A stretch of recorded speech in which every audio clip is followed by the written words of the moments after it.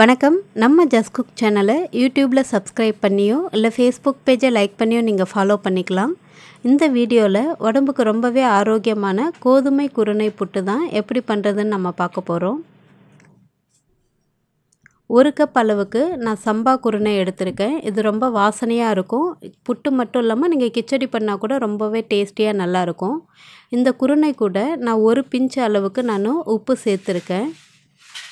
இது கூடவே கொஞ்சம் வெதுவெதுப்பான தண்ணியை கொஞ்சம் கொஞ்சமாக விட்டு நல்லா கலந்து வச்சுக்கலாம். நல்லா பிசைஞ்சு வச்சுக்கோங்க. அதில் எந்த அளவுக்கு ஈரப்பதம் கரெக்டாக இருக்கணும். அப்போ தான் புட்டும் சாஃப்டாக இருக்கும். அதனால் கொஞ்சம் கொஞ்சமாக அந்த வெதுவெதுப்பான தண்ணியை சேர்த்துட்டு கொஞ்சம் நிறைய ஈரப்பதம் இருக்கிற மாதிரி பிசைஞ்சு எடுத்துக்கலாம்.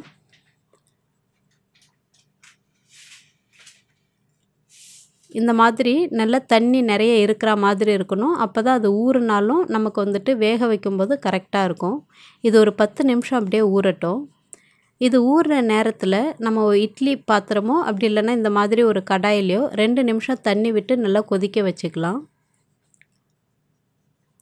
ஒரு இட்லி பிளேட்டில் நான் கொஞ்சமாக நெய் விட்டு அதில் தான் இப்போ நம்ம ஊற வச்சு எடுத்துருக்கிற அந்த குருணையை சேர்த்து நம்ம வேக வைக்க போகிறோம். நீங்கள் உங்கள் கிட்ட எதனா காட்டன் கிளாத் இருந்துச்சு அப்படின்னா அதில் கூட வச்சுட்டு நீங்கள் இட்லி பாத்திரத்தில் வச்சு வேக வச்சுக்கலாம்.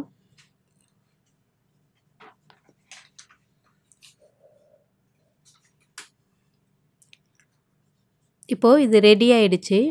ஏற்கனவே நம்ம தண்ணி ஒரு பக்கமாக நம்ம கொதிக்க வச்சிட்ருக்கோம். அதையும் மிதமான தீக்கு மாற்றிட்டு இந்த குருணையும் வச்சு நம்ம ஒரு 7லேருந்து 10 நிமிஷம் வரைக்கும் மிதமான தீயில் வச்சு வேக வச்சிடலாம்.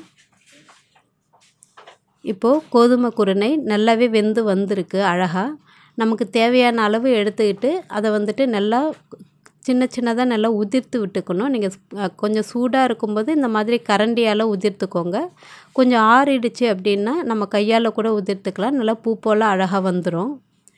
நம்ம சுவைக்கு தகுந்த மாதிரி சர்க்கரையோ அப்படி இல்லைன்னா நீங்கள் வெல்லம் கூட சேர்த்துக்கலாம். டேஸ்ட்டு நல்லாயிருக்கும். வாசனைக்காக ஒரே ஒரு ஏலக்காய் நல்லா இடிச்சிட்டு இந்த மாதிரி சேர்த்துக்கலாம். இது கூடவே நல்லா ஃப்ரெஷ் தேங்காய் நல்லா துருவிட்டு தேவையான அளவு சேர்த்துட்டு நல்லா கையால் பிசைஞ்சுக்கோங்க. அந்த புட்டு சூடாக இருக்கும்போது நம்ம சர்க்கரை சேர்த்துட்டோம் அப்படின்னா லைட்டாக அந்த சர்க்கரை மெல்ட் ஆகிடும்.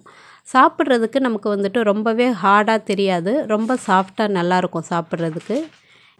இப்போது கோதுமை குருணை புட்டு ரொம்பவே சூப்பராக தயாராகிடுச்சு. நீங்களும் ட்ரை பண்ணி பார்த்துட்டு எப்படி இருந்துச்சுன்னு சொல்லுங்கள். நன்றி, வணக்கம்.